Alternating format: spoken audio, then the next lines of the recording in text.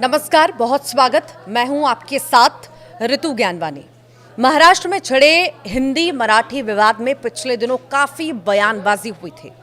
अब मनसे चीफ राज ठाकरे ने बीजेपी सांसद निशिकांत दुबे को अपनी स्टाइल में जवाब दिया है। पहले मुंबई से लगे मीरा भाईंदर में सभा के दौरान राज ठाकरे गरजे। उन्होंने दुबे के पटक पटक के मारेंगे का जवाब डुबो डुबो के मारेंगे से दिया। ठाकरे ने कहा कि आप मुंबई आएं। राज ठाकरे के बयान के बाद एक बार फिर भाषा विवाद तूल पकड़ सकता है। मुंबई की मीरा रोड पर नॉन मराठी बिजनेसमैन की पिटाई की घटना पर दुबे ने राज ठाकरे को निशाने पर लिया था। तब उन्होंने ठाकरे को यूपी बिहार आने पर पटक पटक के मारने की बात कही थी। राज ठाकरे ने बीजेपी सांसद निशिकांत दुबे की धमकी भरी टिप्पणी पर पलटवार करते हुए उन्हें मुंबई आने की चुनौती दी है। आप जो है लाटसाही कर रहे हो और ऊपर से जो है आप हमारा दोहन करके शोषण करके टैक्स पेयर करते हो। और यदि आप में ज़्यादा हिम्मत है तो आप हिंदी भाषी को मारते हो तो उर्दू भाषी को भी मारो, तमिलियन को भी मारो, आप जो है तेलुगु वाले को भी मारो। आप जो इस तरह की घटिया हरकत कर रहे हो, और मैंने हमेशा कहा है कि जब अपने घर में हो, महाराष्ट्र में हो, यदि बहुत बड़े बॉस हो तो चलो बिहार, चलो उत्तर प्रदेश, चलो तमिलनाडु, तुमको पटक पटक के मारेंगे। कसम काय बोलला? मराठी लोगों को हम यहां पे पटक पटक के मारेंगे। तुम मुंबई में आ जाओ,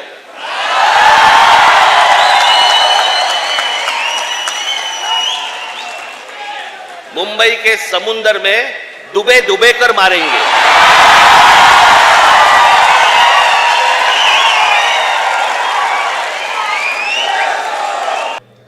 महाराष्ट्र नवनिर्माण सेना प्रमुख राज ठाकरे ने भाजपा सांसद निशिकांत दुबे की पटक पटक के मारेंगे टिप्पणी पर पलटवार किया और भाजपा नेता को मुंबई आने की चुनौती दे दी है। महाराष्ट्र में भाषा की बहस के बीच ठाकरे ने हिंदी में कहा कि भाजपा के एक सांसद ने कहा है कि मराठी लोगों को हम यहां पे पटक पटक के मारेंगे। आप मुंबई आइए, मुंबई के समुंदर में डुबो डुबो कर मारेंगे। ठाकरे की ये टिप्पणी निशिकांत दुबे द्वारा शुक्रवार को अपने तुमको पटक पटक के मारेंगे वाले बयान का बचाव करने के बाद आई है। दुबे ने कहा था कि मुंबई सिर्फ मराठियों के लिए नहीं है। उन्होंने राज ठाकरे के साथ उद्धव ठाकरे को निशाने पर लिया था। दरअसल मुंबई के पास मीरा भाईंदर में एक रैली में बोलते हुए राज ठाकरे ने यह भी चेतावनी दी कि अगर महाराष्ट्र के स्कूलों में कक्षा 1 से 5वीं तक हिंदी अनिवार्य कर दी गई तो उनकी पार्टी स्कूल बंद कर देगी। उन्होंने ये भी कहा कि महाराष्ट्र में रहने वाले सभी लोगों को मराठी सीखनी चाहिए। मनसे प्रमुख ने कहा, मैं मराठी और महाराष्ट्र के लोगों के मामले में कोई समझौता नहीं करूंगा।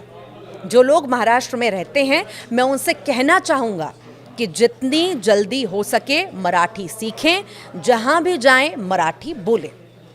तो वहीं पर इस महीने की शुरुआत में फडणवीस की अगुवाई वाली महायुति सरकार मनसे और राज ठाकरे के चचेरे भाई उद्धव ठाकरे के नेतृत्व वाली शिवसेना सहित कई संगठनों और राजनीतिक दलों के कड़े विरोध के बाद प्राथमिक विद्यालयों में हिंदी अनिवार्य करने वाले 2 आदेश वापस लिए गए थे।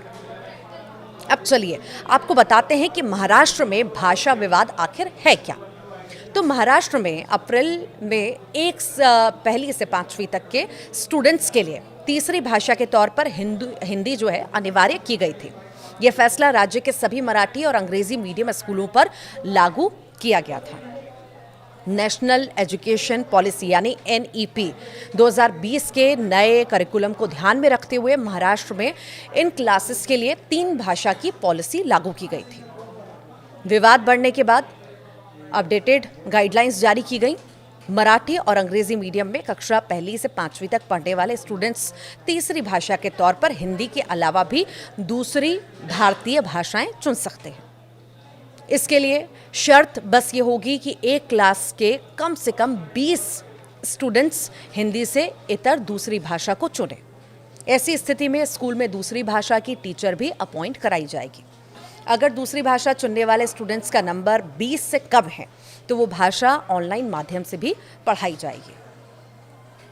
आपको याद होगा कि 20 साल बाद ठाकरे परिवार एक साथ नजर आए। महाराष्ट्र में हिंदी को लेकर जारी विवाद के बीच उद्धव ठाकरे और राज ठाकरे ने मराठी एकता पर मुंबई के वर्ली डोम में रैली भी की थी और इसी मौके पर दोनों की तरफ से आगे साथ मिलकर राजनीति करने के संकेत भी दिए गए थे। राज ठाकरे ने कहा, मैंने अपने इंटरव्यू में कहा था कि झगड़े से बड़ा महाराष्ट्र है। 20 साल बाद हम एक मंच पर आए हैं, आपको दिख रहे हैं। हमारे लिए सिर्फ महाराष्ट्र और मराठी एजेंडा है, कोई राजनीतिक एजेंडा नहीं है। लोगों की बातों पर ध्यान ना दीजिए, महाराष्ट्र को समझिए और हम क्या चाहते हैं वो भी समझिए, महाराष्ट्र की जनता को समझिए। अब ये बयान पर विवाद हम ये कह सकते हैं कि अब नहीं रुकेगा। जिस तरह से एक के बाद एक बयानबाजी ये भाषाओं को लेकर हो रही है और अपने अपने तर्क दिए जा रहे हैं, अब ये भाषा पर विवाद कहाँ जाकर पहुँचता है और क्या मोड़ लेता है और कितनी सियासत होती है, देखना बेहद ही दिलचस्प होगा। क्योंकि लड़ाई में जिस तरह से शब्दों की मर्यादा का उल्लंघन हो रहा है वो बार बार एक नई बहस को जन्म भी दे रहा है। आप क्या सोचते हैं? कमेंट बॉक्स में ज़रूर बताइएगा।